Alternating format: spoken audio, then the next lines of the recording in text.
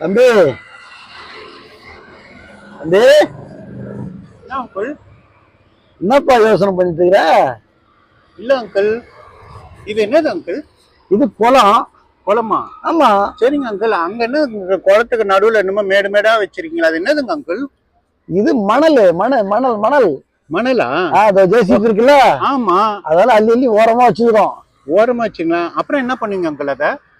அத என்ன பண்ணுவோம், எல்லாத்தையும் ரெடி பண்ணிட்டு பிறகு அந்த பூசத்துக்கு கொள்றதுக்கு எல்லாத்தையும் யூஸ் பண்றது.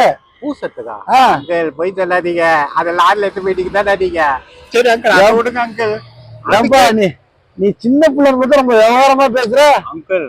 அது இல்ல அங்கிள், எனக்கு இப்ப என்னன்னா இந்த குளம் எடுத்தீங்கல்ல அங்கிள், இந்த மண்ணெல்லாம் நீங்க பெரிய மலையா கோபுரமா வச்சிருப்பீங்கல்ல. ஆமா. அது எங்க வச்சுக்கிறீங்கன்னு சொன்னீங்கன்னா நானும் என் ஃப்ரெண்ட்ஸ் எல்லாம் சேர்ந்து சறுக்கு விளையாடுவோம் அங்கிள். அப்படியே எல்லா மண்ணும் வந்து இப்ப வந்து பீரோல இருக்குது, பீரோல போட்டு வச்சுக்கிறோம். பீரோ இல்லையா? ஆமா.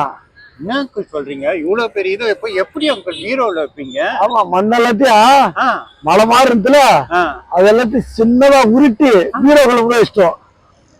பீரோக்குள்ள வச்சுட்டீங்களா? ஆமா அங்கிள், நீங்க போய் தானே சொல்றீங்க.